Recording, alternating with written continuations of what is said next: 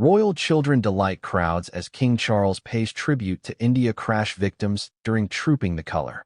It was a morning of splendor, tradition, and tender moments as the British royal family gathered for the annual Trooping the Colour celebration. But amid the grandeur and military precision, it was the younger royals who stole the show, waving enthusiastically from their carriages, exchanging smiles with the crowd, and standing proudly on the Buckingham Palace balcony.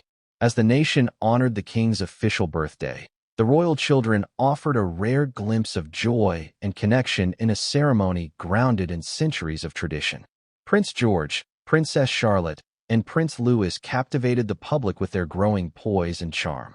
Dressed in perfectly coordinated outfits, the trio joined their mother, the Princess of Wales, in a horse-drawn carriage that rolled elegantly down the mall to cheers from thousands of flag-waving spectators. Louis, now a seasoned veteran of royal appearances at just 7 years old, thrilled onlookers with his now signature cheeky expressions and energetic waves. Charlotte, graceful and composed, sat beside him, occasionally leaning in to whisper to her brothers, just as Princess Catherine did with them in moments of gentle guidance. But the light-hearted innocence of the children stood in respectful contrast to the solemn tone struck by King Charles III, who used the moment to acknowledge a tragic event unfolding far from London. In a deeply poignant gesture during the post-parade formalities, the king paused to pay tribute to the victims of the devastating train crash in India that claimed dozens of lives earlier this week. Addressing the global nature of grief and resilience, His Majesty expressed deep sorrow and solidarity with the people of India, stating that the thoughts of the British people were with those affected by the tragedy. The king's words were echoed in a special statement released by Buckingham Palace shortly after, affirming the royal family's commitment to compassion in the face of global suffering. The juxtaposition of youthful celebration and royal solemnity painted a powerful picture of the monarchy's dual role, as both a symbol of national joy and a voice of empathy in global crises. The public, many of whom had camped overnight for a prime viewing spot, responded with heartfelt applause as the king emerged on horseback for the traditional military inspection. Despite ongoing health treatments that have limited some of his engagements, Charles rode with dignity and focus, supported closely by Prince William, who also took part in the parade in full ceremonial regalia.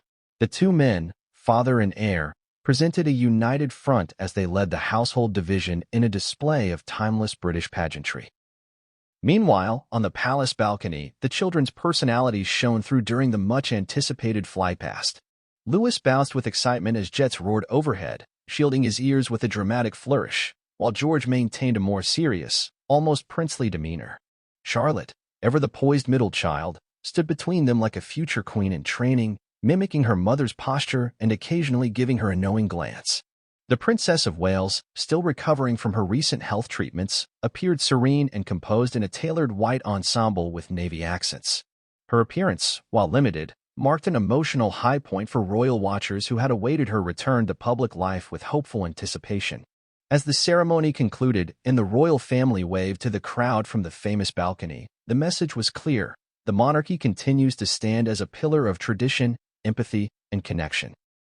And with the next generation already winning hearts, its future looks both grounded and bright. In a day filled with pomp and precision, it was the little moments, a child's wave, a shared glance, a solemn tribute, that reminded everyone why Trooping the Colour remains one of the most beloved and symbolic events in the royal calendar.